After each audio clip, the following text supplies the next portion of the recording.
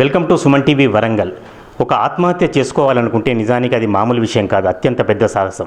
అటువంటి విషయంలో అది క్షణికావేశం అని చాలామంది అంటారు. కానీ కొన్ని ఏండ్లుగా పడుతున్న మదన కావచ్చు, కొన్ని ఏండ్లుగా అనుభవిస్తున్న బాధలు కావచ్చు, ఆ కుటుంబం కష్టాలు కావచ్చు, లేదా తాను ఎదుర్కొన్న సమస్యలు కావచ్చు, ఇవన్నీ కూడా ఆమె ఒక ఆత్మహత్య చేసుకోవాలని ప్రీ ప్లాన్గా నిర్ణయించుకోవడమే కాకుండా తాను ఎంతగానో అభిమానించి రెగ్యులర్గా చూసే సుమన్ టీవీకి ఒక మెసేజ్ కూడా పంపింది.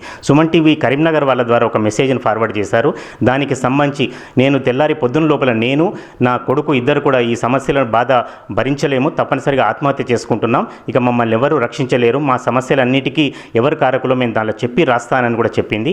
వెంటనే సుమన్ టీవీ బృందం అంతా కూడా అలర్ట్ అయింది. కరీంనగర్ వాళ్ళ ద్వారా వరంగల్ వాళ్ళు, వరంగల్ నుంచి కాకతీయ విశ్వవిద్యాలయం కేయూ పోలీస్ స్టేషన్ వాళ్ళు కూడా అలర్ట్ అయ్యారు. బ్లూ కోట్ సిబ్బంది కావచ్చు, యూనివర్సిటీ పోలీస్ స్టేషన్కి సంబంధించిన సిబ్బంది అంతా కూడా రావడం జరిగింది. దానికి ట్రేస్ అవుట్ చేసి ఎక్కడైతే గోపాల్పూర్ ప్రాంతంలో ఉన్నారో ఒక ఇంటిని కనుక్కున్నాం.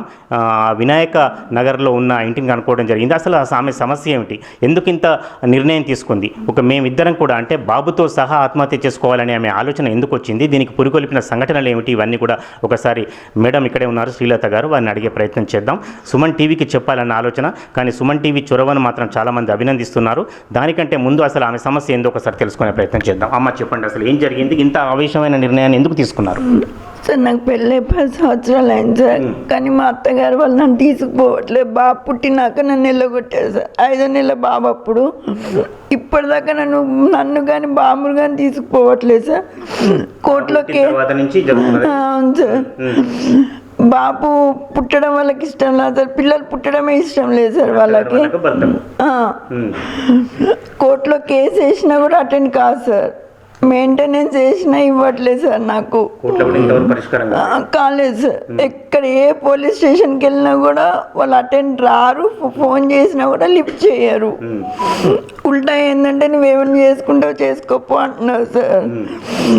అందుకని న్యాయం జరగట్లేదని నేను ఈ నిర్ణయం తీసుకున్నాను సార్. మీకు ఈ జీవనాధారం ఎట్లా, ఇన్ని రోజుల నుంచి ఎట్లా నడిపిస్తున్నారు? అంటే మీ భర్త కూడా ఇదివరకు 2 పెళ్లిళ్ళు అయ్యాయి అనేది బయట ఎవరు అన్నారు, నిజమేనా?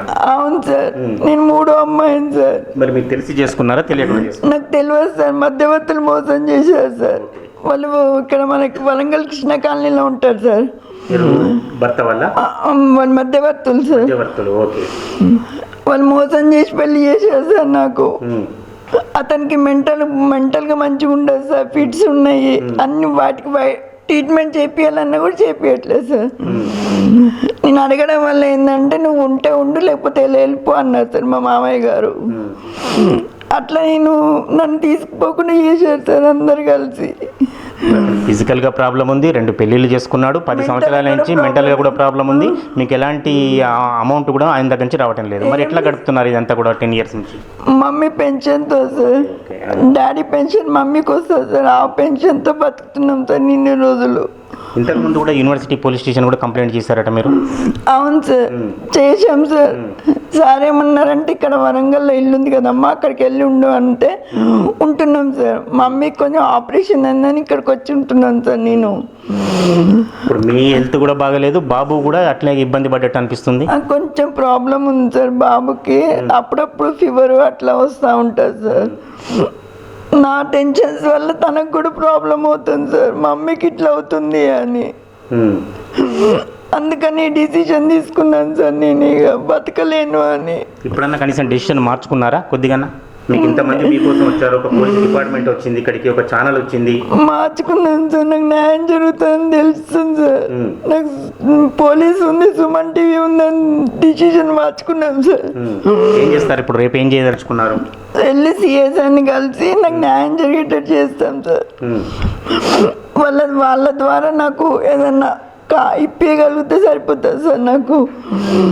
రైట్. అంటే మనం చాలాసార్లు చెప్పుకుంటాం పుస్తకాల్లో కానీ లేకపోతే ఎవరైనా మాట్లాడినప్పుడు, ఆ క్షణం దాటితే ఖచ్చితంగా ఆత్మహత్య ప్రయత్నం నుంచి విరమించుకున్నట్టే పూర్తిగా. ఇప్పుడు శ్రీలత గారు కూడా తాను ఎదుర్కొన్న ఇబ్బందులు కావచ్చు, అనుభవాలు కావచ్చు, ఆత్మహత్య వైపు ప్రయాణించింది. కానీ ఇప్పుడు ఇవాళ పోలీస్ సిబ్బందిని చూసిన తర్వాత, పోలీస్ డిపార్ట్మెంట్ని చూసిన తర్వాత ఆమెకు మనోధైర్యం పెరిగింది. వాటితో పాటు ఆమె అభిమానించే ఛానల్ ప్రతినిధులు కూడా రావడంతో ఇక ఆ నిర్ణయం మార్చుకున్నట్టు చెప్తుంది. ఖచ్చితంగా మార్చుకోవాల్సిందే, ఎందుకంటే చావును ఎవరు కూడా కోరుకోరు. చావు కంటే నిలబడి పోరాడాలని ఆమెకు ఎదురుగైన అనుభవాలన్నీ కూడా దానికి పురిగొల్పాయి. ఖచ్చితంగా రేపు వెళ్ళి KUCI గారు ఎవరైతే ఉన్నారో వారిని కలుసుకోవాలని నిర్ణయించుకుంది. దీనికి సంబంధించిన విషయాలు వారి మదర్ కూడా ఉన్నారు, వారి మదర్తో కూడా మాట్లాడే ప్రయత్నం చేద్దాం. అమ్మ రండి. వాళ్ళు మరి మీకు ఇటువంటి అంటే కూతురు ఇటువంటి ఆలోచన చేస్తుంది, ఇబ్బంది పడుకుంటూ ఆత్మహత్య కూడా చేసుకోవాలి, కానీ నేను బతకను అనే ఒక బలవన్మరణమైన నిర్ణయానికి వచ్చిన పరిస్థితి, అంటే బలవన్మరణం అది ఆత్మహత్య అనొద్దు ఇప్పుడు, అటువంటి పరిస్థితికి ఎందుకు వచ్చింది? అంటే వాళ్ళ అత్తగారు చేసిన మోసానికి ఆమె మనసు అట్లా అయిపోయింది సార్. నేను ఎన్ని రకాలు చెప్పినా వినే పరిస్థితిలో లేదు సార్.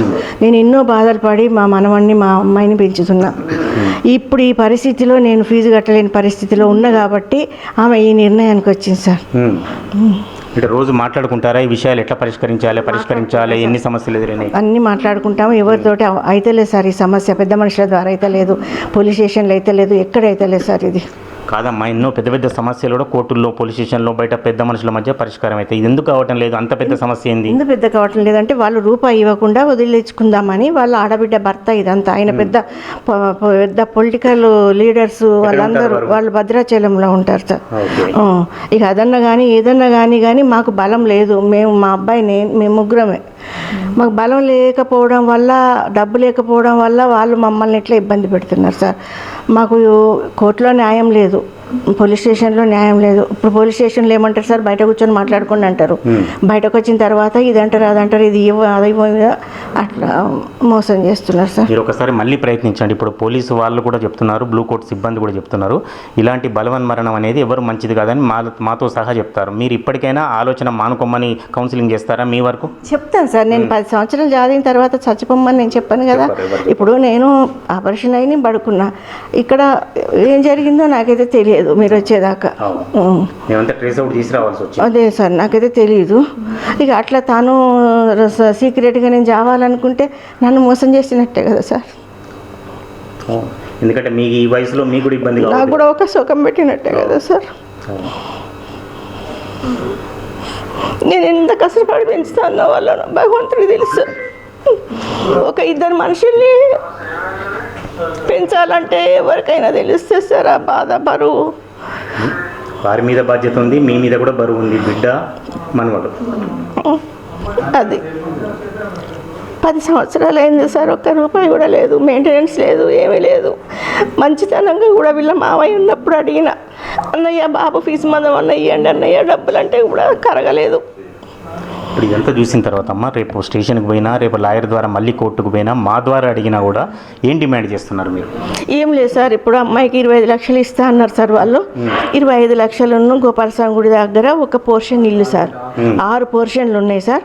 ఒక్క పోర్షన్ ఇస్తా అన్నా కూడా అమ్మాయి ఒప్పుకుంది. వాళ్ళ నానమ్మ నెలకు 10,000 ఇస్తా అన్నది 18 సంవత్సరాలు వచ్చేదాకా. అయితే ఇప్పుడు జడ్జి దగ్గర పోయే పేపర్లో ఏం చేసిండ్రు సార్, 25 లక్షలే రాసిండ్రు, ఇల్లు రాయలేదు, 10,000 రాయలేదు. లాయర్ ఉంటాడు కదమ్మా, అంటే ఆ లాయర్ ఇప్పుడు వచ్చింది సార్, అప్పుడు లేడు.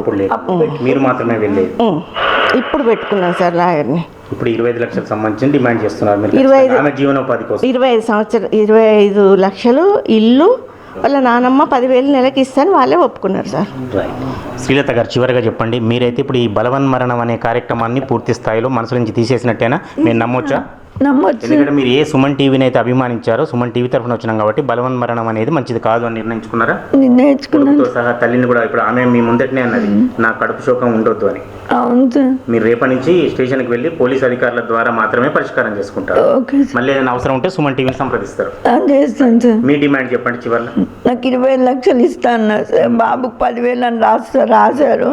ఒక వరంగల్లో ఉన్న ఇంట్లో పోర్షన్ అని రాశారు. జడ్జి దగ్గరికి వెళ్ళే దాంట్లో పోర్షన్ రాయలే కాబట్టి నేను సంతకం పెట్టలేదు సార్. అదొక్కటి రాస్తే నేను సంతకం పెట్టేసాను సార్, విడాకులు ఇచ్చేస్తాను.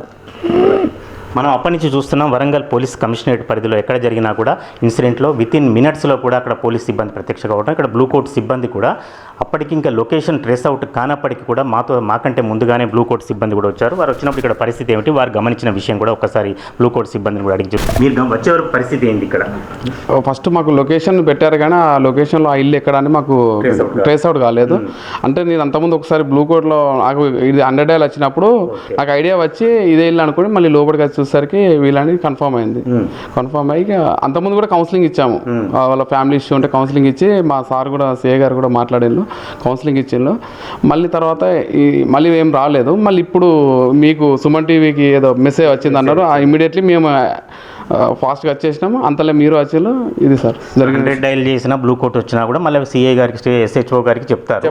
మీరు కూడా ఇప్పుడు దీనికి సంబంధించిన విషయం క్లియర్గా చెప్పే అవకాశం ఉందా రేపు? మేము చెప్తాం సార్, సిఐ గారికి కంపల్సరీ ఇంటిమేషన్ ఇస్తాం. ఏ విషయం జరిగినా ఇంటిమేషన్ ఇస్తాం మేము. రేపు ఎప్పుడైనా వాళ్ళు ఏమైనా ఇబ్బందులు ఉండి మీకు మళ్ళీ కాల్ చేయొచ్చా? కాల్ చేయొచ్చు సార్, ఎనీ టైం 24/7 ఎప్పుడైనా చేయొచ్చు సార్.